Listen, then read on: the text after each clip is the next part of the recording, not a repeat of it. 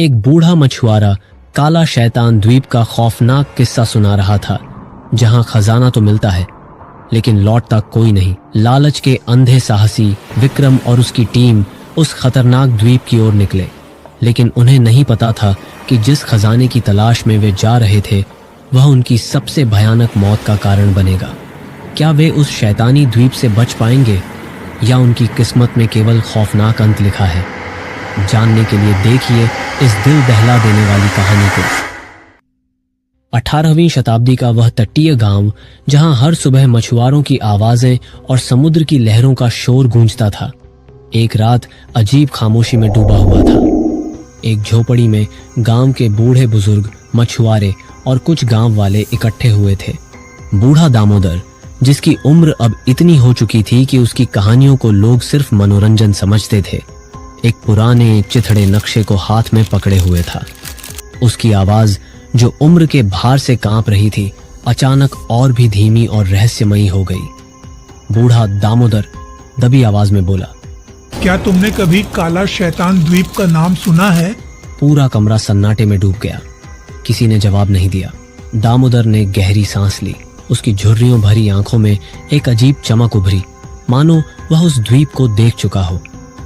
उसने गहरी सांस लेते हुए कहा, कहते हैं वहाँ खजाना छुपा है, सोने और जवाहरात का ऐसा ढेर जो तुम्हारे 7 जन्मों तक खत्म न हो। लेकिन उस खजाने तक पहुंचने वाला कोई जिंदा नहीं लौटता। ये शैतान का समुद्र है, वहां सिर्फ मौत मिलती है। कमरे में बैठे लोग सहम गए। उस अजीब माहौल में दामोदर की बातों का असर इतना गहरा था कि हर कोई मानो अपनी जगह पर जम चुका हो। पर वहां एक आदमी ऐसा था जो यह सुनकर मुस्कुरा रहा था। उसका नाम विक्रम था। विक्रम इस गांव का सबसे अमीर व्यापारी और मछुआरा था। उसने नक्शे को ध्यान से देखा और बोला, शैतान का खौफ सिर्फ कमजोर दिलों के लिए होता है। अगर खजाना सच में वहां है तो मैं उसे लेकर आऊंगा। विक्रम ने अपनी सबसे बड़ी और तेज नाव काली मछली तैयार की। नाव पर जरूरी सामान लादा गया, खाना, पानी और हथियार। और दूसरे दिन नाव के साथ विक्रम और उसके 10 साथी, जिनमें उसका दायां हाथ गोपाल भी था, खजाने की तलाश में निकल पड़े। जैसे जैसे नाव गहरे समुद्र में बढ़ी, पानी का रंग बदलने लगा। चमकीले नीले से गहरा हरा और फिर अंततः काला। ऐसा लग रहा था जैसे समुद्र ने अपना असली रूप दिखाना शुरू कर दिया हो।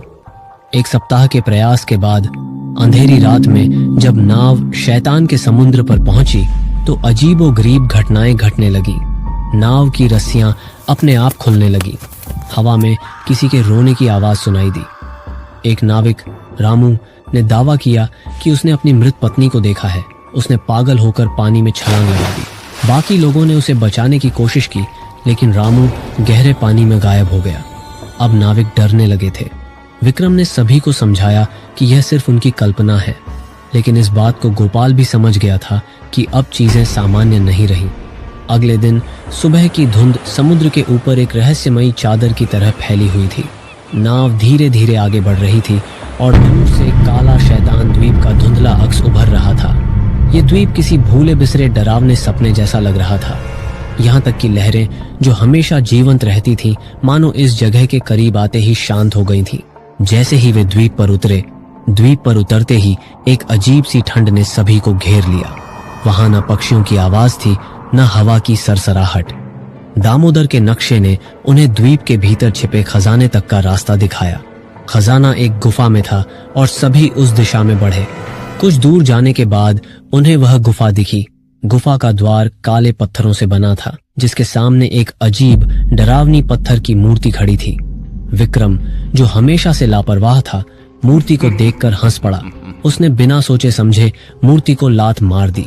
पत्थर पर उसकी लात पड़ते ही गुफा के भीतर से एक दिल दहला देने वाली चीख गूंज उठी। वह चीख इतनी भयानक थी कि सबके कान सुन्न हो गए। अंदर पहुंचने पर उन्होंने देखा कि गुफा के अंदर हर जगह घना अंधेरा था। दीवारें तंग थीं और हर कदम पर डर बढ़ता जा रहा था। लाल टेन की रोशनी में गुफा की दीवारों पर उभरे प्राचीन चित्र साफ नजर आ रहे थे। चित्रों में एक अजीब कबीला दिखाया गया था, जो खजाने की रक्षा के लिए अपनी आत्माएं शैतान को समर्पित कर रहा था। ये चित्र इतने जीवंत थे कि ऐसा लगता था जैसे वे किसी पल चलने लगेंगे। जैसे जैसे टीम गहराई में जाती गई उनका डर बढ़ता गया। एक जगह मोहन नाम का नाविक अजीब सी हंसी सुनकर बेहोश हो गया। जब उसने होश संभाला वह पागल हो चुका था और अपनी आंखों को नोचने लगा। कुछ दूर जाने के बाद गुफा के भीतर अंधेरे में छिपा वह खजाना अचानक लालटेन की मध्यम रोशनी में दिखाई दिया। सामने एक भव्य सुनहरा संदूक रखा था जो उम्र के साथ थोड़ी धूल भरी लग रही थी, लेकिन उसकी चमक अब भी गहराई में छुपे रहस्य को बयान कर रही थी। जैसे ही विक्रम ने उस छूने की कोशिश की, एक जोरदार धमाका हुआ। दीवारों पर उभरी आकृतियां दर्दनाक चीखों में बदल गईं और हर कोना उन भूतिया आवाजों से भर गया। विक्रम ने डरते हुए हाथ पीछे खींचने की कोशिश की, लेकिन तब तक बहुत देर हो चुकी थी। छाती अचानक आग की लपटों से घिर गई। सबने भागने की कोशिश की, लेकिन द्वीप की जमीन ने उन्हें अपनी जगह से हिलने तक नहीं दिया। तभी गुफा के केंद्र में अचानक एक डरावना चेहरा प्रकट हुआ। यह शैतान नहीं था, बल्कि उन आत्माओं का समूह था जो लालच के कारण मर चुकी थी। तभी टीम के सदस्य एक एक करके चीखने लगे। गोपाल भागने की कोशिश करता है, लेकिन उसकी त्वचा धीरे धीरे सिकुड़ने लगती है। वह दर्द से चीखता है और आखिरकार उसका पूरा शरीर राख में बदल जाता है। मोहन खजाने के गहने उसके हाथ से लिपट जाते हैं। वह गहने उतारने की कोशिश करता है, लेकिन गहनों से नुकीले धातु के तार निकलकर उसकी आंखों और मुंह में घुस जाते हैं। तभी दम घुटने से उसकी मौत हो जाती है।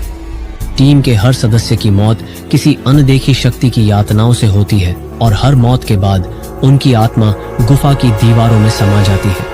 आखिर में विक्रम अकेला बचता है। वह गुफा से भागने की कोशिश करता है, लेकिन गुफा का द्वार अचानक बंद हो जाता है। तभी शैतान का चेहरा उसके सामने आता है और कहता है, तुम्हारी मौत सबसे अलग होगी।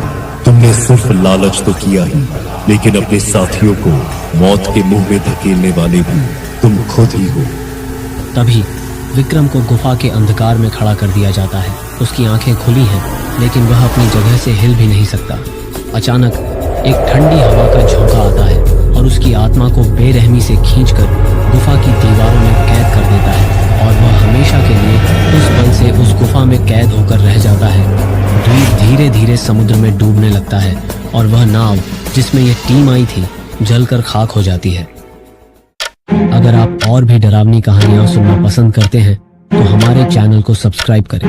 हम जल्द ही एक नई खौफनाक कहानी लेकर आपके सामने पेश होंगे। I am Balala,